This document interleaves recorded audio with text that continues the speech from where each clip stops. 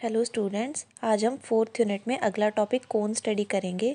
तो लोकस के बारे में हम पहले ही पढ़ चुके हैं। तो कोन क्या होती है? A surface generated by locus of straight lines that pass through fixed point and intersect a curve और टच द सरफेस। तो हमारे पास एक कर्व है और एक फिक्स्ड पॉइंट है, तो हमें वो सारी स्ट्रेट लाइंस का लोकस लेना है जो इस फिक्स्ड पॉइंट से फिक्स्ड पॉइंट में से पास हो रही हैं और इस कर्व को या तो टच कर रही हैं या इसको इंटरसेक्ट कर रही हैं। तो ये कर्व जो है, जो इस कर्व को हम बोलते हैं गाइडिंग कर्व, जैसे हमने सिलेंडर में भी गाइडिंग कर्व पढ़ी थी। और ये जो फिक्स्ड पॉइंट है इसको हम बोलते हैं वर्टेक्स, और ये जो लाइंस है स्ट्रेट लाइंस, इनको हम बोलते हैं जनरेटर। तो इसके बाद हम एक अगली डेफिनेशन करेंगे होमोजीनियस इक्वेशन की। तो हमारे पास कोई इक्वेशन है एफ, जो कि एक्स वाई जेड उसमें वेरिएबल है, उसको हम होमोजीनियस तब कहते हैं जब एक्स को, अगर हम एक्स की जगह इक्वेशन में टी एक्स पुट कर दें, वाई की जगह टी वाई पुट कर दें और जेड की जगह टी जेड पुट कर दें, तब भी वो इक्वेशन जो है वो सेटिस्फाई होती है for all T belongs to real numbers. ये जो रिजल्ट है ये दोनों साइड से ट्रू है, if and only if result है। मतलब अगर ये कंडीशन सेटिस्फाई होती है तो हम उस इक्वेशन को होमोजीनियस इक्वेशन कहेंगे, और अगर कोई होमोजीनियस इक्वेशन है तो उसके लिए ये चीज़ सेटिस्फाई होगी for all T belongs to real number. तो ये if and only if result है। अब हम फर्स्ट थ्योरम करेंगे कि हमारे पास जो इक्वेशन ऑफ कोन है जिसका वर्टेक्स जो है वो ओरिजिन पे है 0 0 0 पे, वो होमोजीनियस होती है इन एक्स वाई और जेड वेरिएबल। तो हमने क्या किया, एक कोन ले लिया जिसका वर्टेक्स ओरिजिन में है। तो हमने मान लिया कि जो इक्वेशन ऑफ कोन है वो ये है, इसको हमने फर्स्ट नंबर दे दिया।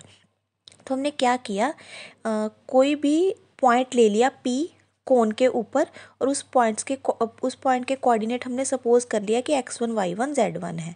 तो x1 y1 z1 अगर कोन के ऊपर लाई कर रहे हैं तो वो कोन की इक्वेशन को सेटिस्फाई कर रहे होंगे। तो x की जगह हम x1, y की जगह y1 और z की जगह z1 पुट करेंगे, तब भी ये इक्वेशन सेटिस्फाई होगी।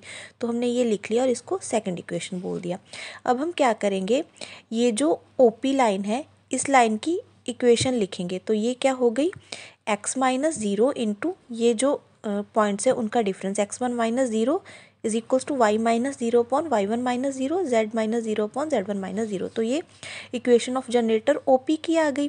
इसको हमने सपोज कर लिया is equals to some t है, इसको t सपोज कर लिया हमने। तो यहाँ से x की वैल्यू क्या आ गई, x1 इंटू टी, वाई की वैल्यू क्या आ गई, y1 इंटू टी, और z की वैल्यू आ गई z1 इंटू टी। ये हमने OP लाइन के जनरेटर की इक्वेशन लिखी थी। मतलब अगर OP लाइन में कोई पॉइंट लाई कर रहा है तो उसके कोऑर्डिनेट्स इस टाइप के होंगे, t times x1, t times y1 और t टाइम्स z1। तो अगर कोई भी पॉइंट Q है तो उसके कोऑर्डिनेट्स होंगे t x1, t y1, t z1। जो t है वो वेरी करता रहेगा इस लाइन के ऊपर। अब हमने क्या किया, Q पॉइंट के कोऑर्डिनेट्स हमें पता चल गए।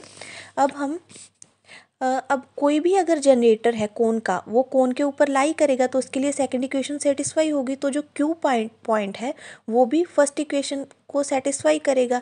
तो हमने क्या किया, अगर हम x की जगह t x1 पुट कर देंगे, y की जगह t y1 और z की जगह t z1 पुट कर देंगे तो हमारी फर्स्ट इक्वेशन सेटिस्फाई होगी। t जो है वो लाइन के अकॉर्डिंग वेरी कर रहा है। OP लाइन में अगर कोई पॉइंट Q है तो उसके कोऑर्डिनेट्स जो है वो T पॉइंट के अकॉर्डिंग वेरी करते रहेंगे। मतलब ये हर T belongs to real number के लिए इस लाइन पे ये इक्वेशन ट्रू होगी। तो ये हमने क्या कहा था, अगर ऐसा होगा for every T belongs to real number, तो जो हमारी F इक्वेशन है वो क्या होगी, होमोजीनियस इन x y और z। इसके बाद अब हम क्वाड्रिक कोन पढ़ेंगे। क्वाड्रिक कोन क्या होता है, अ कोन जिसकी इक्वेशन सेकेंड डिग्री की हो इन x y और z में, उसको हम बोलते हैं क्वाड्रिक कोन। तो हमने अभी कहा था कि अगर कोई कोन है जिसका वर्टेक्स ओरिजिन में लाई करता है तो उसकी जो इक्वेशन है वो होमोजीनियस इक्वेशन होगी। और क्वाड्रिक कोन में हमें क्या कहा कि क्वाड्रिक कोन की जो इक्वेशन है वो सेकंड डिग्री की होगी। तो यहाँ से हम कंक्लूड कर सकते हैं कि जो जनरल इक्वेशन है क्वाड्रिक कोन की जिसका वर्टेक्स ओरिजिन पे है वो क्या होगी, जनरल होमोजीनियस इक्वेशन होगी सेकंड डिग्री की एक्स वाई जेड वेरिएबल में। तो अभी हम क्वेश्चन ट्राई करते हैं। क्वेश्चन में हमें क्या दिया है कि फाइंड इक्वेशन ऑफ कोन जिसका वर्टेक्स ओरिजिन पे है और जो इन कर्व से पास होता है। तो हमारे पास दो कर्व्स दी हुई हैं, इसको हमने फर्स्ट बोल दिया, इसको सेकंड।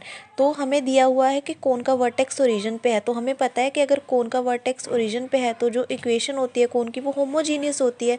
तो हम इस इक्वेशन को होमोजीनियस बनाएंगे, तो हम फर्स्ट को होमोजीनियस बनाएंगे with the help of second equation.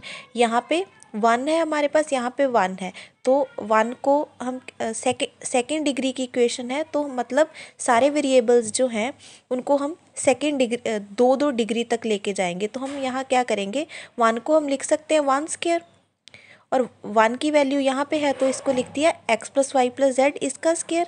तो इस पे a + b + c स्क्वायर की आइडेंटिटी लगा के इसको खोल लिया, और इसके बाद यहाँ एलसीएम लेके इसको सॉल्व कर लिया। तो हमारे पास ये जो इक्वेशन आई ये होमोजीनियस है डिग्री 2 की। यहाँ भी वेरिएबल की डिग्री 2 है, यहाँ भी 2 है, यहाँ भी 2 है, यहाँ भी 2 है, और यहाँ भी 2 है। तो ये होमोजीनियस इक्वेशन आ गई ऑफ डिग्री 2। अब इसके बाद हमें अगर कोई सेकंड डिग्री की इक्वेशन दी हो, कौन मतलब कोई भी सेकंड डिग्री की जनरल इक्वेशन दी हुई है एक्स वाई जेड वेरिएबल में, तो वो इक्वेशन एक कोन को रिप्रेजेंट करेगी अगर ये मैट्रिक्स का डिटर्मिनेंट है वो 0 होगा। यहाँ पे ध्यान रखने वाली बात ये है कि हमने ये नहीं कहा कि जो कोन है उसका वर्टेक्स ओरिजिन पे लाई कर रहा है या नहीं कर रहा। कोन का वर्टेक्स कहीं भी लाई कर सकता है, तो वो जो इक्वेशन है सेकंड डिग्री की जनरल इक्वेशन 3 वेरिएबल्स में, वो कोन को रिप्रेजेंट करेगी इफ़ ये डिटर्मिनेंट जो है वो 0 होता है। और अगर हमारे पास कोई कोन दिया हुआ है, उसका हमने टेंजेंट प्लेन फाइंड करना है at the point x1 y1 z1, उसकी इक्वेशन होगी x into ax1 plus hy1 plus gz1 plus y into hx1 plus by1 plus fz1 plus z times gx1 plus fy1 plus cz1 is equals to 0। तो ये हो गया, अगर हमें equation दी हुई है, पॉइंट दी हुई है, तो हमें अगर टेंजेंट प्लेन फाइंड करना है कोन का।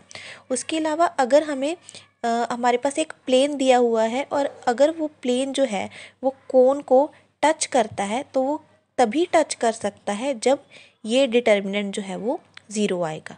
तो ये क्या है, कंडीशन ऑफ टेंजेंसी है कि अगर हमारे पास कोई प्लेन है वो कोन को कब टच कर सकता है।